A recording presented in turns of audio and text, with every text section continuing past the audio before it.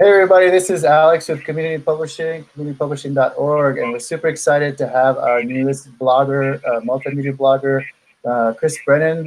He's a front man for Reviva, and I know him as a personal friend. Chris, awesome to have you. Awesome to be talking to you tonight. Boop, boop. Super cool, man. Hey, you're starting a blog with us called In the Footsteps of Peace, and I know you as a peaceful person, and I know you studied peace studies at Notre Dame. How did you start this path toward peace? So for me, the footsteps of peace, I guess, began at a young age. I grew up in Catholic school. I was lucky enough to go to St. Mary's downtown Burke. And then after that, I followed up at St. Pius. And I think when you go to a Catholic school, they're constantly implanting in your brain it's about service to others. And although I'm not Catholic myself and I don't go to church or anything like that, I consider myself a Buddhist more than anything at these days. Definitely, the Catholicism had a big impact on me about living your life in terms of helping other people. And I think that's a really important aspect of peace is getting outside of yourself and really reaching out to others and helping them. And I think that's what brought me to peace studies when I was fortunate enough to get accepted to the University in Notre Dame and study with some great people out there. That's pretty awesome, man. And you brought up service, and so I know you served in the Peace Corps in Nicaragua. Yeah. Talk to us about that.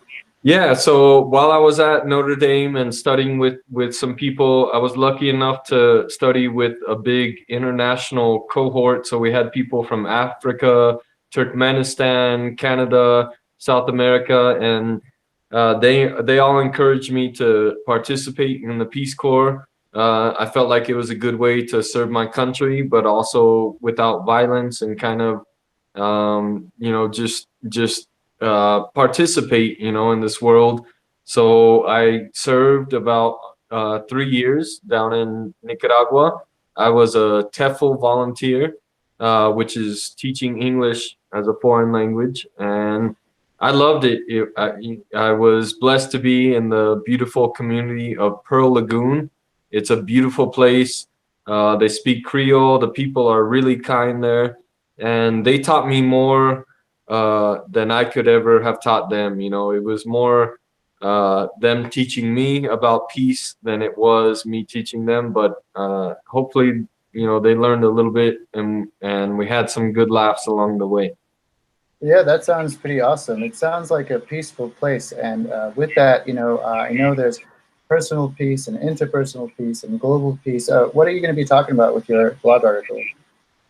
So, I think we've talked a little bit about how all of that relates, and I think we're all on our journey for personal peace, and the more we can be peaceful towards ourselves and towards each other, then that's where peace, I think, really starts. And I think at times we can get frustrated because the system or certain incidents or other people can contribute to our doubt about peace and justice and all that. But all of us together as individuals, if we can create a more peaceful vibe, for me, that's where peace really starts, is from within. And I've obviously felt that for a long time, and I know you feel the same way too.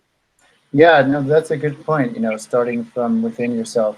My next question has to do with obstacles toward peace. What do you feel like are some obstacles, and how do we overcome them? So I think, obstacles, there's a lot of obstacles that all of us deal with. Each of that is individual. It can be greed, it can be anger or hatred or prejudice. So we can't judge one another for all the struggles that we're going through.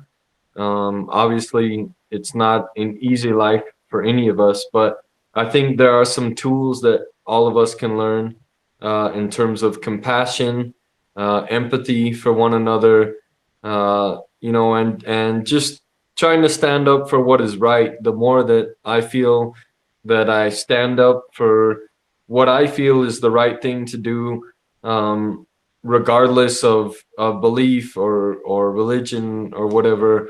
I think that's the best way for us to move forward as humanity, especially in a trying time. I know we have COVID-19, and that's putting a lot of stress, extra stress, on all of us. And I think, the most important thing is for each of us to take care of one another and really test ourselves to see how much we can be concerned not only about ourselves but about other people. Yeah, that's an important. Those are important points. I know with the band and personally, you've gone into some of the public schools here in Albuquerque, and you've spoken to some of the children. In that respect, would you tell them that peace is attainable, at least in their time, in our time? I think peace is attainable, definitely, and each of us can make that happen every day. And I think it's up to all of us right now, the younger people, especially for future generations. I know Marisol is going to be a beacon of light, your daughter. And it's really up to all of us in our actions